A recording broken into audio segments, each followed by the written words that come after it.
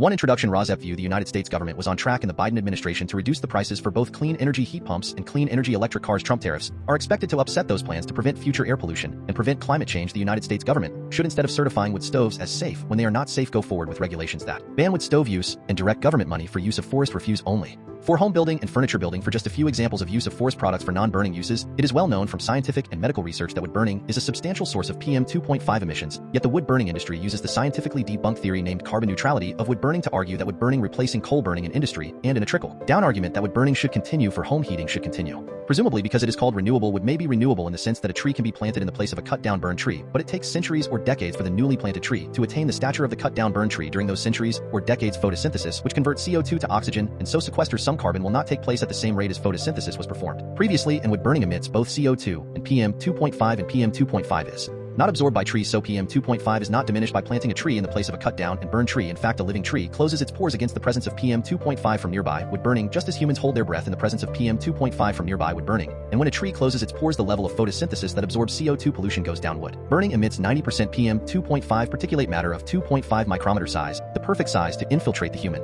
lungs, setting off a cascade of human health problems and early deaths. Contrary to many beliefs, wood burning emits 2.8 times the PM 2.5 as the fossil fuel coal burning, and wood burning emits 450 times the PM 2.5 as the fossil fuel natural gas burning. Replacing coal burning with wood burning creates more air pollution in the form of CO2 and PM 2.5 than coal burning. This emission data comes from testing the cleanest burning wood stove in the United Kingdom, the Eco-Design Wood Stove, and International Convention does not count the emissions from wood burning. The emissions from wood burning are erased from all countries around the world when calculating if each country has met its climate goals. This non-counting or erasure of wood burning emissions data from climate goals does not mean wood burning emissions do not exist. RAWSEP View. Purple air. PM 2.5 monitors hanging from the eaves of the house of a near neighbor should be used to measure the level of PM 2.5 in the air hyperlocally in the yards of near neighbors of indoor residential wood burners. If PM 2.5 levels exceed World Health Organization standards of 5 micrograms per cubic meter annually, then that evidence of air pollution from wood burning should lead to the shutdown of that indoor residential wood burning appliance, one appliance at a time if necessary.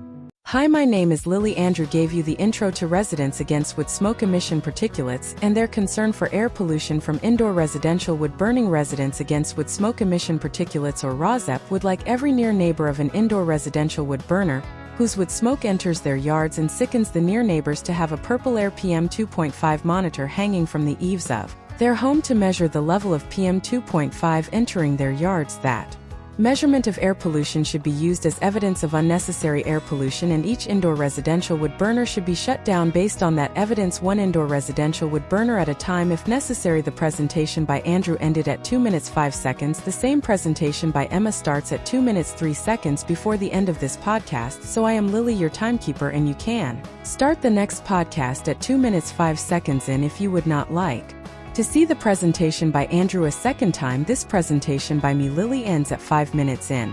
What you will see in the main content of this RAWSEP podcast will be news about air pollution from indoor residential wood burning and how that air pollution is being combated by ordinary people just like you who are unfortunately near neighbors of indoor residential wood burners at this time.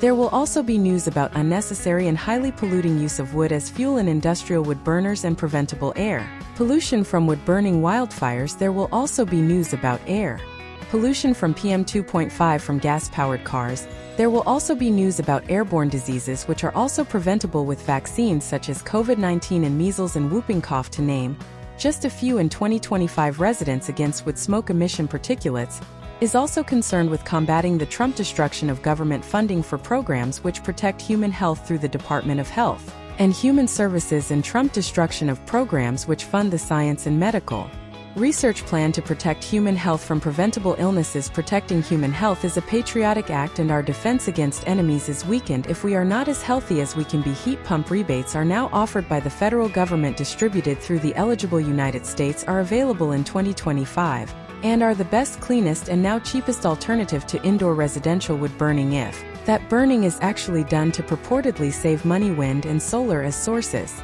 of the electricity that powers heat pumps and electric cars is also cheaper than burning wood. The adverse health effects that are caused by indoor residential wood burning also come at a cost to near neighbors, both in shortening and ending their lives and in actual hospital, clinic, and funeral costs. Instead of being compensated monetarily, near neighbors should instead be able to achieve immediate relief by stopping indoor residential wood burning in their hyper-localized neighborhoods, which relief readings from purple air PM 2.5 monitors used as evidence of air pollution will help them achieve. Welcome to news about hopeful scientific and medical achievements that will also help us achieve the goal of clean air to breathe.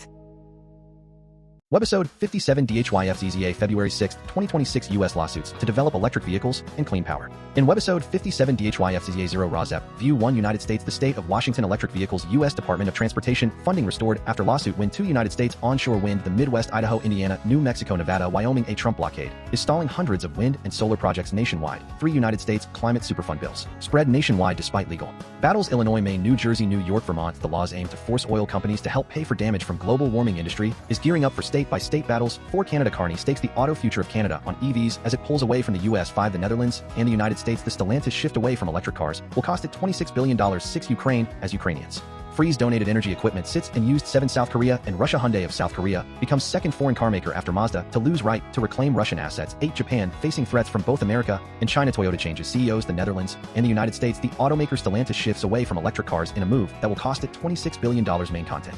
0 RAWSEP View lawsuits are the way that some progress can be made on developing clean energy until those citizens of the United States who are concerned about the human health effects as well as the worldwide climate effects of PM 2.5 from fossil fuels as well as other dirty energy sources such as wood burning can vote into office representatives who have the same values. The Southern Environmental Law Center won a lawsuit which now requires the U.S. Department of Transportation to release previously allocated fundings to the state of Washington for reliable electric vehicle charging. Lawsuits were effective in allowing 5 giant offshore wind farms to continue to develop after delays costing those 5 companies millions of dollars. Trump is delaying or killing development of clean energy onshore, also including land-based wind farms and solar farms and battery storage. This is to give an advantage to the fossil fuel companies because wind and solar are fossil fuel competitors and wind and solar energy is now much cheaper than fossil fuel energy. In the United States, climate superfund bills spread nationwide despite legal battles with fossil fuel industries. In Canada, the Prime Minister Mark Carney stakes the auto future of Canada on clean electric vehicles EVs as it pulls away from the US. As previously reported in this podcast, Mark Carney will import Chinese electric vehicles in the Netherlands and the United States. The automaker Stellantis shifts away from electric cars in a move that will cost it $26 billion as Ukrainians freeze donated energy equipment sits and used after a court fight between South Korea and Russia. Hyundai of South Korea becomes the second foreign car maker after Mazda to lose right to reclaim Russian assets. Hyundai and its affiliate Kia were once the largest foreign automakers in Russia, but both suspended operations in early 2022 in the wake of the Russian all-out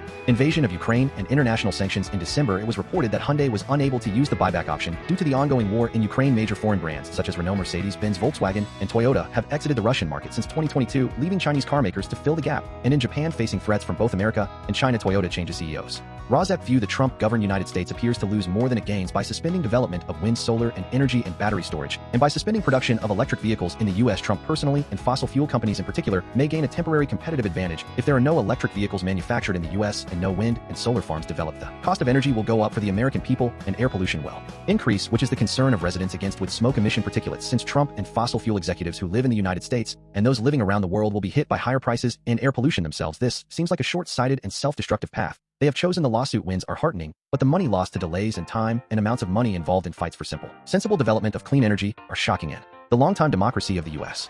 1 United States, the State of Washington Electric Vehicles U.S. Department of Transportation funding restored after lawsuit win. Excerpts edited by RAWSEP for brevity and clarity in relationship to residents against with smoke emission particulates. A 501c3 nonprofit organization. Southern Environmental Law Center February 6, 2026 email. We just had a major legal win in State of Washington v. U.S. Department of Transportation. Our case forcing the Trump administration to unfreeze a $5 billion federal funding program for reliable electric vehicle charging, lower driving costs, and cleaner air across the U.S. This is a win for environmental justice and equitable access to clean transportation. Funding from the National Electric Vehicle Infrastructure Program, or NEVI, is critical for ensuring that access to clean transportation reaches underserved and historically left behind communities. Transportation is the #1 source of climate pollution in the South and the country. Electric vehicles, or EVs, reduce reliance on transportation that emits pollution and are critical to addressing the climate crisis. Newly released funds will directly improve charging access by allowing long-delayed charging projects to move forward, making charging networks safer and more reliable, enabling longer-distance EV travel, expanding access to lower-cost EV charging, and reducing harmful air pollution in the communities where people live and work. Charging stations built with this money will make long trips and everyday travel cleaner, safer, and more reliable. The ruling protects EV charging nationwide and affirms that communities are not sacrifice zones for fossil fuel profits. 2 United States onshore wind. The Midwest, Idaho, Indiana, New Mexico, Nevada, Wyoming. A Trump blockade is stalling hundreds of wind and solar projects nationwide. Federal agencies are delaying approvals for renewable energy projects on both federal land and private property at a time when electricity demand is going up. Row after row of black solar panels cover the ground of a former coal plant. The Trump administration has been halting or delaying federal approvals that were once seen as routine. RAWSEP top excerpt. The 5 wind farms offshore in the Atlantic Ocean that Trump is trying to stop would collectively produce up to 5,800 megawatts, roughly enough to power 2.5 million homes, but 73,000 megawatts of solar projects on land are currently at risk from political interference, according to the Solar Energy Industries Association, which called Trump policies a blockade. Excerpts edited by RAWSEP. for brevity and clarity in relationship to residents against with smoke emission particulates, a 501c3 nonprofit organization, the New York Times, February 4, 2026. A week before the 2024 election, the largest electric utility in Idaho struck a 35-year deal to buy power from a wind farm under development. In Wyoming, the Jackalope Wind Project would span an area the size of Chicago with hundreds of wind turbines generating clean electricity by 2027, but the wind farm soon became a casualty of Trump efforts to slow and sometimes revoke federal approvals for wind and solar projects. A key environmental review of Jackalope by the Interior Department was stalled for months, and the project is now effectively dead. Similar stories are unfolding nationwide. While Trump attacks on offshore wind have been highly visible, his administration has also been hobbling solar and wind energy projects on land by halting or delaying federal approvals that were once routine. More than 60 large wind and solar farms under development on federal lands, such as Jackalope Wind, are being stymied, but the administration is also holding up hundreds of wind and solar projects on private land that require federal consultations. Many projects are facing potentially fatal delays, according to interviews with more than a dozen energy companies, industry groups, and analysts. The extra layer of scrutiny for wind and solar contrasts with actions by the Trump administration to make it easier and cheaper for companies to produce oil, coal, gas, and nuclear power,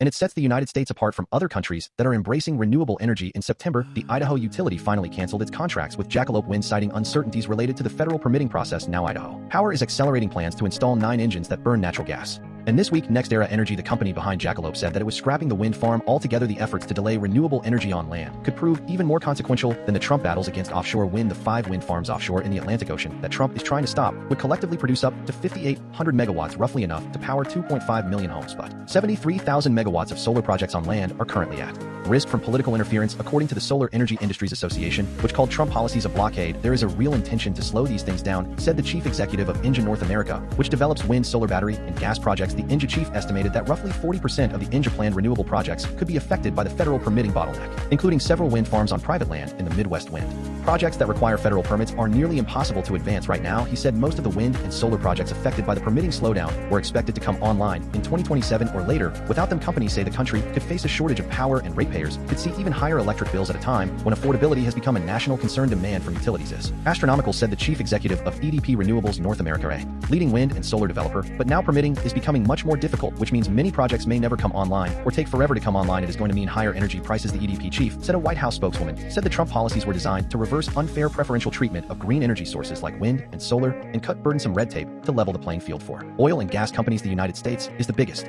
oil and gas producer in the world. In January, Trump was more explicit. My goal, he said, is to not let any windmill be built. Permitting paralysis. Trump has for years dismissed wind turbines and solar panels as ugly and expensive. In July, Republicans in Congress phased out federal tax credits for wind and solar power, but the Trump administration then went beyond cutting subsidies. Weeks later, the Interior Department issued a memo saying that a wide array of federal decisions and consultations on wind and solar projects that are typically carried out by career employees would be subject to new layers of review by the Office of the Interior Secretary. The U.S. Army Corps of Engineers and Transportation Department also issued new restrictions for renewable projects. The effects have been far-reaching. While fewer than 5% of solar and wind projects are on lands directly overseen by the Interior Department, even developers that build on private land often need federal approvals. If a solar or wind farm is going to disturb nearby wetlands, which are widespread, the developer may need a water permit from the U.S. Army Corps of Engineers, which in turn often consults with the U.S. Fish and Wildlife Service to gauge the effects on sensitive habitat. In 2025, the Energy Secretary issued a memo saying that a wide range of wind and solar projects would be subject to new layers of review. Wind and solar developers also often need to work with the Fish and Wildlife Service to alleviate concerns that projects might harm protected species like bald eagles or desert tortoises. Wind farms need clearances from the Federal Aviation Administration.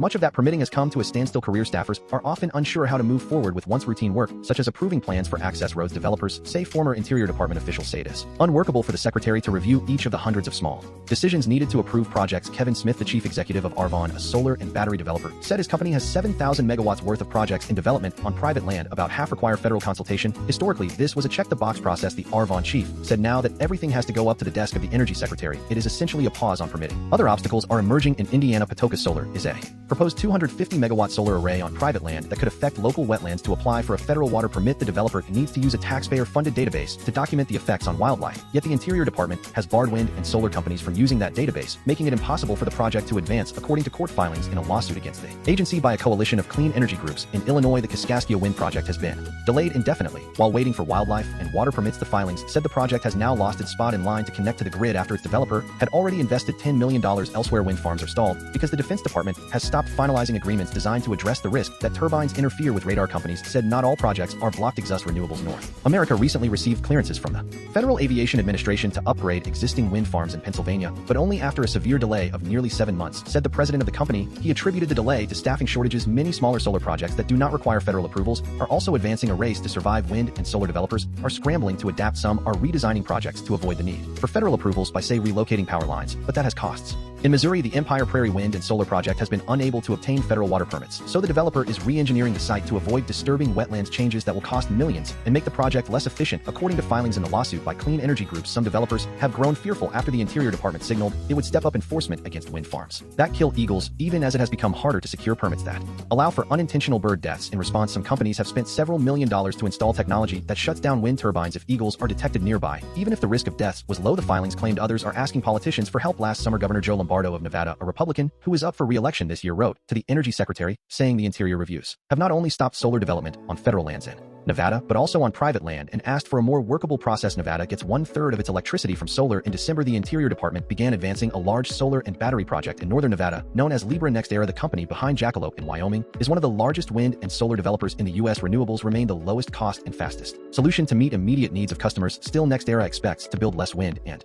solar over the next 2 years than it forecast a year ago, and the company is expanding plans for natural gas plants to power data centers in Idaho. The utility has not publicly disclosed how much its new gas-burning reciprocating engines will cost compared with buying wind power from Jackalope. According to Halcyon, an energy research platform, Idaho Power said it selected the gas project to balance cost and risk. But such engines are among the most expensive ways of generating electricity from natural gas. They also create more air pollution. A representative of the Environmental Defense Fund likened the technology to giant truck engines. The crackdown on renewable power comes as U.S. demand for electricity is surging for the first time in decades. That makes adding wind and solar power an important near-term option, proponents say, since there are long waits for natural gas turbines and new nuclear reactors are years away, the cheapest electrons we can add to the supply side of that equation are stuck on desk of the Energy Secretary, said Senator Martin Heinrich, Democrat of New Mexico. In Congress, lawmakers are debating bills to speed up permitting for all sorts of energy projects, including gas pipelines, transmission lines, oil wells, and solar farms. But Mr. Heinrich of New Mexico and other Democrats say they will oppose the legislation if Trump keeps throttling renewable energy. Even some oil and gas executives have expressed unease at the breadth of the restrictions, worried that future administrations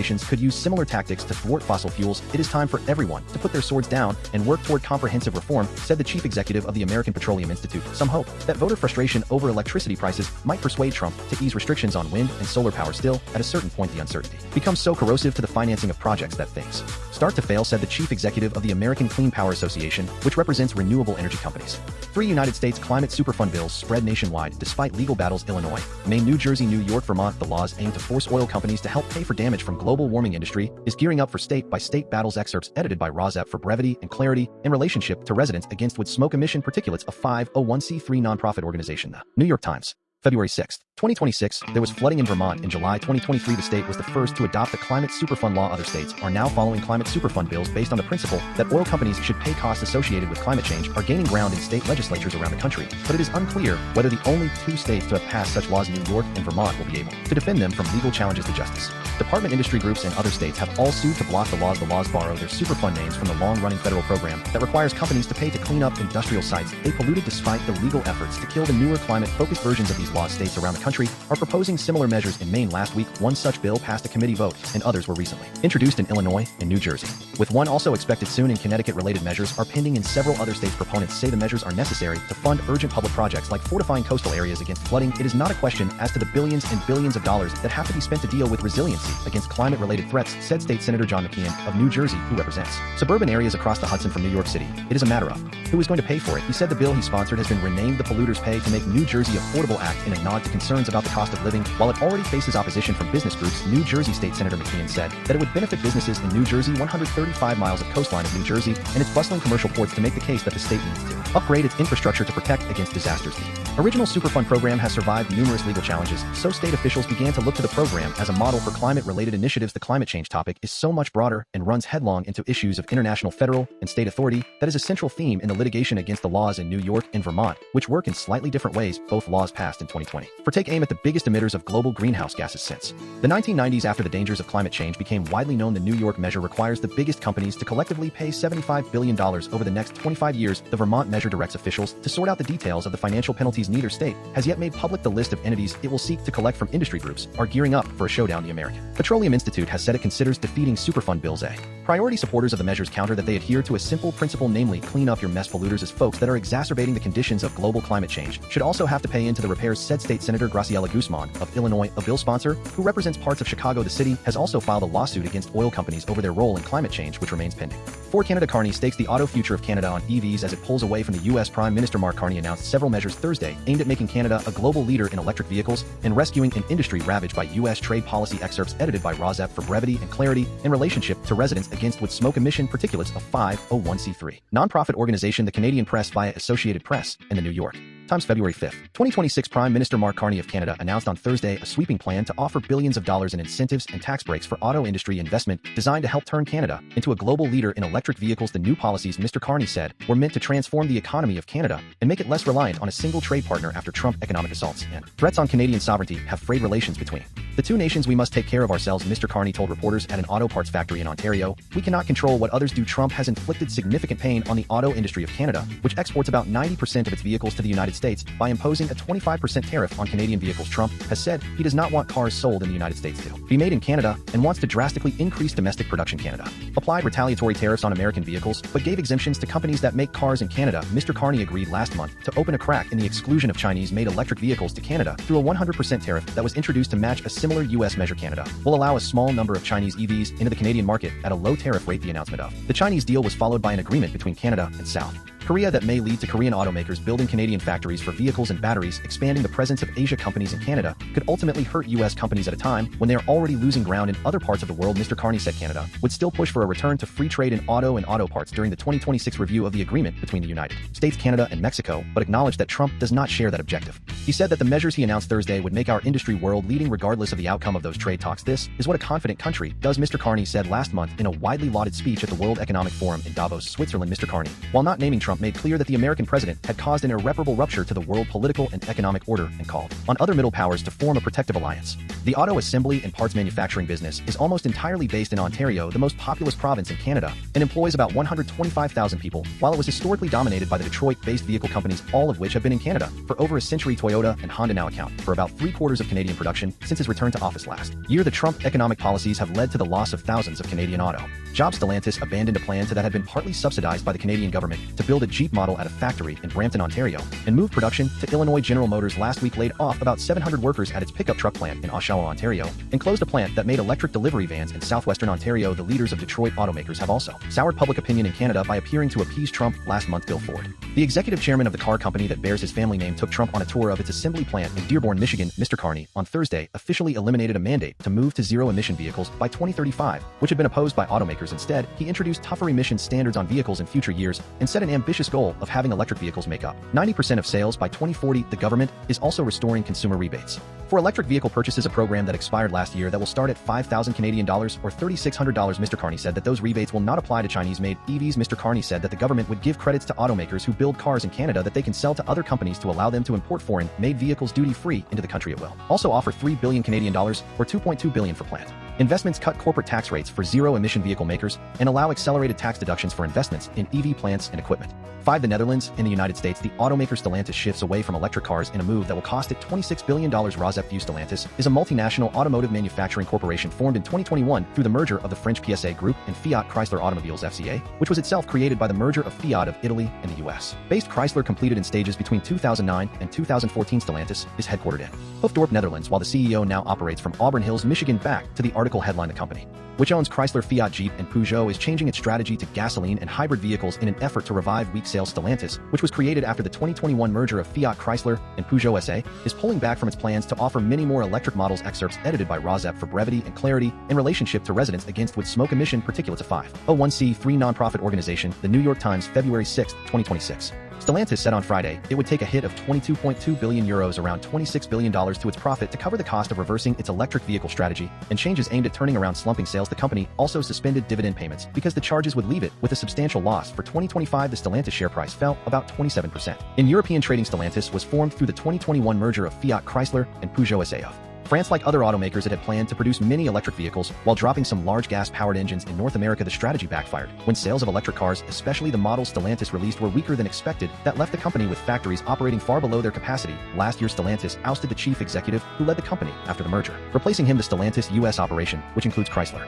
Dodge, Jeep, and Ram, generates most of its profits, but is in distress. In 2025, Stellantis sold 1.2 million vehicles in the country, or about 1 million vehicles fewer than Fiat Chrysler sold. In 2019, Stellantis said the charges include 14.7 billion euros to cover the cost of dropping the electric vehicles it had been developing for the United States and the impact of lower sales of the new electric models it has already introduced. It also set aside 2.1 billion euros to cover the cost of scaling back battery production plans. The company took further charges of 5.4 billion euros related to warranties, quality issues, and job cuts in Europe. Stellantis will invest $13 billion in the United States over the next 4 years to introduce new models and update older ones. It is just starting to ship the Jeep Cherokee, a sport utility vehicle that had been dropped as part of its previous strategy. 6. Ukraine. As Ukrainians freeze donated energy equipment sits in used RAWSEP View. The obvious problem is Russian strikes, but perhaps the well-thought-out suggestions in this article could get this energy equipment up and running when the opportunity to do so presents itself. Friendly foreign allies should also be allowed into Ukraine to share their expertise with Ukrainians in order to do this. Excerpts edited by RAWSEP for brevity and clarity in relationship to residents. Against wood smoke emission particulates, a 501c3 nonprofit organization, the Kyiv Independent. February 4th,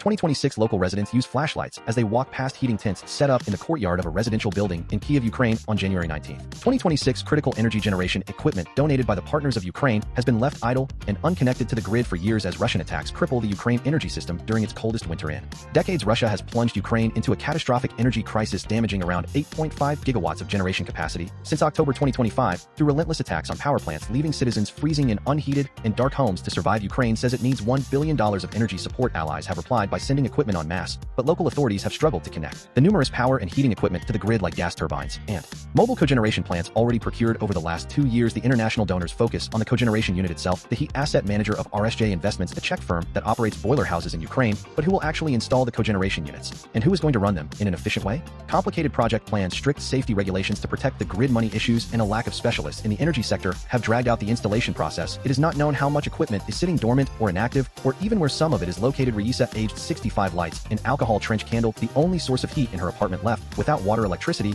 and heating after Russian shelling of critical infrastructure in Kyiv, Ukraine on January 10, 2026. Residents warmed themselves and charged their phones at a point of invincibility in Kyiv, Ukraine on January 14, 2026 after Russian shelling of critical infrastructure left parts of the city without heating. As more donations pour in, the Ukraine government needs to unblock the bottlenecks to avoid making the same mistakes. Ukraine needs to balance speed with safety, ensuring that equipment is installed fast while meeting the rigorous safety regulations so that it does not damage the grid. Well equipped but unprepared after Russia launched its first campaign on the Ukraine energy facilities in October 2022, catching the country off guard. The allies of Ukraine banded together to send vital equipment to Ukraine. European partners financed the Energy Support Fund under the Energy Secretariat, which has provided over 550 million euros, $650 million of critical equipment and protection to Ukraine. Similarly, the U.S. provided energy equipment under the now defunct USAID program. Ukraine survived the 2022 to 2023 winter under relentless Russian suicide drone strikes on energy facilities and was applauded worldwide for its quick response in the energy sector. For the next 2 years, energy equipment kept arriving as Russia launched new campaigns on energy sites, in Moscow failed to manufacture the same crisis as in 2022, but there were early signs of problems brewing. In one case, it took 16 months for state-run nuclear firm Energodom to launch a mobile power plant donated by USAID in early 2023. While USAID donated the plant, it did not help connect it to the grid that was down to the Ukrainians, and they soon realized some equipment was missing, causing the delays on the local level. State municipal companies ran into other problems, including a lack of revenue to cover installation and operational costs of donated generation units. ADTK worker stands near electrical equipment inside a thermal power plant damaged by Russian missile attacks at an undisclosed location in Ukraine on NOV 28, 2024. In the small town of Obykiv, Kyiv Oblast, 2 mobile cogeneration plants donated by USAID in December 2024 lie inactive. The local government took 9 months to amend a project proposal to connect the units to the grid before presenting it to DTK, Kyiv Regional Grids, a private power distributor. The failure could stem from local communities losing specialists to mobilization. The documents and equipment are complicated and need technical knowledge. She said some foreign equipment also requires training for Ukrainian technicians to install and operate it, but with foreign specialists largely prohibited from entering the country during wartime, they can only advise Ukrainians remotely or abroad. Winter has pushed the National Botanical Garden into a daily fight to keep thousands of plants alive. The government knew about the difficulties with installing and operating equipment. There were high-level discussions about them over the last 2 years, but little action was taken to address them. The problem is that the 2024 to 2025 winter was much easier. People were more relaxed in Ukraine as Ukrainians enjoyed heat and light last winter in the Tatarstan region of Russia, the Yelabuga factory worked around the clock to mass-produce drones at an enormous rate, a screenshot from a Russian propaganda film showcasing the mass production of attack drones at a factory in the Tatarstan region of Russia. Fire is seen coming from an apartment building following a Russian air attack in Kiev, Ukraine early on February 3, 2026, once Russia restarted its mass bombing campaign. In autumn 2025, Ukrainian energy firms described unprecedented attacks, with over 40 drones at one time, far more than previous campaigns. Few power plants have been spared. Soon power outages were introduced to stabilize the embattled grid. It then became apparent that much of the donated equipment in the hands of municipalities was not operational. On top of a depleted workforce, many local governments also lack the knowledge and management skills to run high-end equipment efficiently. Unlike private companies, the equipment is there, we could use it more efficiently, but it is hard to get our hands on it. Private companies could rent it, for example, so they would send some money to the municipal budget. With temperatures plummeting to their lowest in years, emergency protocols have been rolled out to keep people alive, including so-called invincibility points in cities where people can charge their devices, warm up, and even get food. The government should do an audit of the equipment. If there is a digital database that collects feedback and identifies the problem, solutions can be found, like providing specialists to communities that do not have them. Foreign specialists should also be encouraged to help. At this stage, we should not think in terms of only punishing everybody who did not quickly install the equipment. There is the worst damage we have seen, and the Ukraine energy crisis deepened after latest mass Russian attack. This is a war crime committed by Russia, Energy Minister Denis Shmyhal said.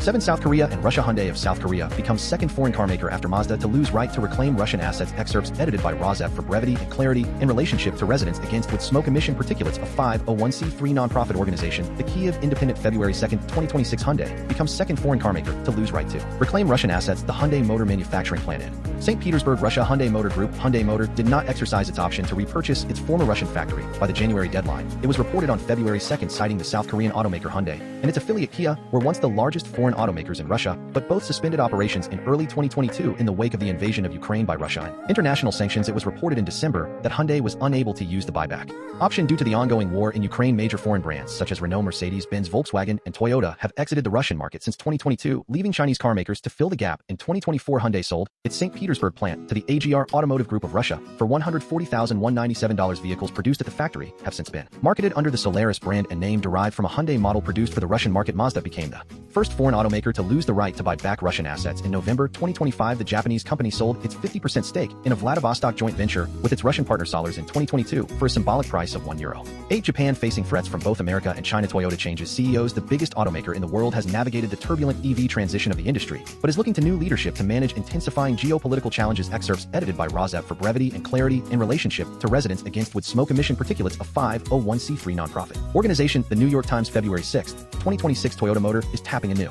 chief executive to steer the company through an era of rising protectionism and geopolitical frictions. The largest automaker in the world announced on Friday that Kenta Kon, its chief financial officer, will become CEO on April 1st. He succeeds Koji Sato, who was given the top job 3 years ago and will now become vice chairman. Toyota continues to consistently top global sales, yet it faces the specter of higher tariffs in its most important market, the United States, and rising competition and potential supply chain squeezes from China. Last year, Japan sealed a trade deal with the Trump administration that left it with a 15% tariff on its auto exports to the United States, while a significant reduction from the previously threatened 27.5%. The rate is still 6 times what U.S.-bound exports from companies like Toyota were subjected to in previous years. The impact of higher U.S. levies was significant enough that it pushed Canada on Thursday to announce a sweeping plan to offer billions of dollars in incentives and tax breaks. These measures aim to help turn Canada into a leader in electric vehicles and reduce its reliance on the United States. In China, Toyota and other global automakers are contending with rising competition from homegrown upstarts, including the EV giant BYD, that are considered miles ahead in their development of next-generation vehicles that run on batteries and advanced software. In what was the latest escalation in a months-long geopolitical feud, China in January threatened to begin curtailing exports to Japan of rare earths, the minerals vital to manufacturing everything from cars to advanced electronics. Industry experts say that the auto sector of Japan will be the first to feel the pain from the restrictions. The long-held strategy of Toyota of developing electric cars while not easing off more established kinds of vehicles, including gas-electric hybrids, appears to be paying off. Tapping Mr. Khan to lead the daily operations of Toyota frees Mr. Sato to prioritize his responsibilities as chairman of the Japan Automobile Manufacturers Association, the most influential auto lobby in Japan. In that capacity, Mr. Sato is expected to coordinate closely with the Japanese government on geopolitical issues, including the shoring up of supply chains for rare earths. The whole industry of Japan relies on the survival of Toyota, he said. Webisode 57DHYAFZZEA. In January 11, 2026, Congress is racing to undo thousands of cuts to federal science programs. Cartoon 1 of 5. Congress is racing to undo thousands of cuts to federal science programs. Cell 1. The current government bid for an overall cut in scientific funding to $154 billion from $198 billion would be a plunge of 22%. Cell 2. This week, the Senate Appropriations Committee released a bipartisan package of bills. Cell 3 that largely scraps the current government planned cuts to federal science programs. Cell 4 Congress will set aside roughly $188 billion for federal research. Cartoon 2 of 5 Congress is racing to undo thousands of cuts to federal science programs. Cell 1 $188 billion for federal research will only be a drop of 4%. Cell 2 this rejects the current government push to let our competitors do laps around us. Cell 3 last year the current government administration called for a cut in federal basic research of more than 1/3. Cell for the current government sought even larger cuts for the National Science Foundation, which sponsors much of the nation's basic research. Cartoon 3 of 5 Congress is racing to undo thousands of cuts to federal science programs. Cell 1 the current government proposed that the National Science Foundation NSF budget be slashed to $3.9 billion. Cell 2 from $8.8 billion a drop of 56%. Cell 3 the Senate package countered with a reduction to $8.75 billion. Cell 4 or less than 1%. Cartoon 4 of 5 Congress is racing to undo thousands of cuts to federal science programs. Cell 1 the Senate package includes $24.4 billion for NASA, a 1.6% cut. Cell 2 $8.8 billion for the Environmental Protection Agency EPA, a 4% cut. Cell 3 $8.4 billion for the Department of Energy Office of Science, a 1.9% increase. Cell 4 $6.2 billion for the National Oceanic and Atmospheric Administration, roughly flat. Cartoon 5 of 5 Congress is racing to undo thousands of cuts to federal science programs. Cell 1 the Senate and the House are now not far apart for negotiations on a final budget. Cell 2 the House's moves on 2026 science budgeting add up to $185 billion, which is close to the Senate figure of $188 billion.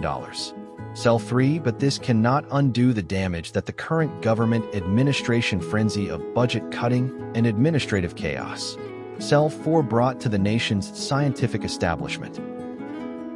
Webisode 57DHYAFZZEA January 11, 2025 If science funds are restored then fund alternatives to wood burning. Cartoon 1 of 5 If science funds are restored, then fund alternatives to wood burning. Cell 1 fund heat pumps that work down to 40 degrees below zero and also act as air conditioners. Cell 2 fund extending a smart electric grid everywhere, including all rural areas. Cell 3 fund wind and solar energy sources that produce electricity sent to the smart grid. Cell 4 fund batteries that store the electricity produced by wind and solar long-term for use in emergencies. Cartoon 2 of 5 If science funds are restored then cut dirty energy that is now funded. Cell 1 cut funds for biofuels such as wood stoves and wood burning for home heating.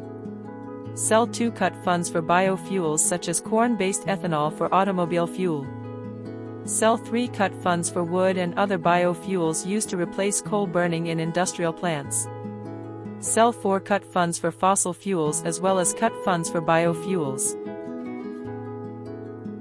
Cartoon 3 of 5 If science funds are restored enact regulations that fund removal of indoor residential wood-burning appliances. Cell 1 fund resident-owned Purple Air PM 2.5 monitors. Cell 2 given free to any near neighbor of an indoor residential wood burner. Cell 3 whose wood-burning PM 2.5 emissions enter the yard of the near neighbor and sicken them. Cell 4 use the data downloadable from the Purple Air map as evidence to shut down each indoor residential wood-burning appliance one appliance at a time if necessary. Cartoon 4 of 5 If science funds are restored enact regulations that make electric vehicles and public transport affordable. Cell 1 reinstate rebates for electric vehicles. Cell 2 fund high-speed electric transport that will be low cost to all. Cell 3 enact fuel regulations to discourage production of gas-powered vehicles. Cell 4 fund research that makes production of electric vehicles efficient and cost-effective. Cartoon 5 of 5 If science funds are restored enact regulations that make home heating and transport by electric vehicle affordable. Cell 1 do not allow subsidies for luxury electric vehicles. Cell 2 do not allow subsidies for home heating for individuals making over a certain salary. Cell 3 tax the rich to provide clean energy subsidies for the middle income and poor. Cell 4 keep in mind that the Energy Department and the EPA should work to stop air pollution that harms human health as well as slow climate change. Webisode 57DHYAFZZEA January 4th, 2026 Would smoke affect the family adversely? Cartoon 1 of 2 Cell 1 When you know you are not protecting your family well enough. When you replace air filters and air purifiers every month instead of every 6 months. Just do not burn wood indoors residentially to begin with. Cell 2 When you are scared whenever someone opens a window. Just do not burn wood indoors residentially to begin with. Cartoon 2 of 2 Cell 1 It gives me no great joy to say this. Smog towers do not work. Cell 2 Carbon capture does not work. Just do not burn wood industrially in place of coal to begin with. Red-green fox here. The quick red-green fox jumped over the barriers to clean air. Red-green fox here. Ready to sing to you the names of the 2025 major wood-burning biomass industry subsidy opponents. 1 Biofuel Watch. 2 Bulkley Valley Stewardship Coalition of British Columbia, Canada. 3 Comite Schoen Luft, which means Beautiful Air Committee in German. 4 Dogwood Alliance. 5 Equity Group Foundation, nicknamed EGF. 6 Environmental Paper Network, nicknamed EPN. 7 Natural Resources Defense Council, nicknamed NRDC. 8 Prakaunia Narzeks Wysokie Istot, which means Workshop for All Beings in Polish. 9 Rachel Carson Council. 10 Solutions for Our Climate, nicknamed SFOC. Cat's corner strategy with Tiger and Leone. Saying the quiet part out loud. Roar. Hi, I am Tiger. Our human asked us to get up from our naps and start Cat's corner strategy with Tiger and Leone. She gave us a list of internet allies which we will post for her here. Hi, I am Leone. It is better for your mental fitness to go to these websites than to go to bro sites for advice. Substack letters from an American Heather Cox Richardson. Substack your local epidemiologist. The Midas Touch. The Guardian. The New York Times. One introduction. RAWSEP View The United States government was on track in the Biden administration to reduce the prices for both clean energy heat pumps and clean energy electric cars. Trump tariffs are expected to upset those plans to prevent future air pollution and prevent climate change. The United States government should, instead of certifying wood stoves as safe when they are not safe, go forward with regulations that ban wood stove use and direct government money for use of forest refuse only for home building and furniture building. For just a few examples of use of forest products for non-burning uses, it is well known from scientific and medical research that wood burning is a substantial source of PM 2.5 emissions, yet the wood burning industry uses the scientifically debunked theory named carbon neutrality of wood burning to argue that wood burning replacing coal burning in industry, and in a trickle-down argument that wood burning should continue for home heating should continue. Presumably because it is called renewable, wood may be renewable in the sense that a tree can be planted in the place of a cut-down burned tree. But it takes centuries or decades for the newly planted tree to attain the stature of the cut-down burned tree. During those centuries or decades, photosynthesis, which converts CO2 to oxygen, and so sequesters some carbon, will not take place at the same rate as photosynthesis was performed previously, and wood burning emits both CO2 and PM 2.5, and PM 2.5 is not absorbed by trees, so PM 2.5 is not diminished by planting a tree in the place of a cut-down and burned tree. In fact, a living tree closes its pores against the presence of PM 2.5 from nearby wood burning, just as humans hold their breath in the presence of PM 2.5 from nearby wood burning. And when a tree closes its pores, the level of photosynthesis that absorbs CO2 pollution goes down. Wood burning emits 90% PM 2.5 particulate matter of 2.5 micrometer size, the perfect size to infiltrate the human lung, setting off a cascade of human health problems and early deaths. Contrary to many beliefs, wood burning emits 2.8 times the PM 2.5 as the fossil fuel coal burning, and wood burning emits 450 times the PM 2.5 as the fossil fuel natural gas burning. Replacing coal burning with wood burning creates more air pollution in the form of CO2 and PM 2.5 than coal burning. This emission data comes from testing the cleanest burning wood stove in the United Kingdom. The Eco-Design Wood Stove International Convention does not count the emissions from wood burning. The emissions from wood burning are erased from all countries around the world when calculating if each country has met its climate goals. This non-counting or erasure of wood burning emissions data from climate goals does not mean wood burning emissions do not exist. RAWSEP View Purple Air PM 2.5 monitors hanging from the eaves of the house of a near neighbor should be used to measure the level of PM 2.5 in the air hyperlocally in the yards of near neighbors of indoor residential wood burners. If PM 2.5 levels exceed World Health Organization standards of 5 micrograms per cubic meter annually, then that evidence of air pollution from wood burning should lead to the shutdown of that indoor residential wood burning appliance, one appliance at a time if necessary.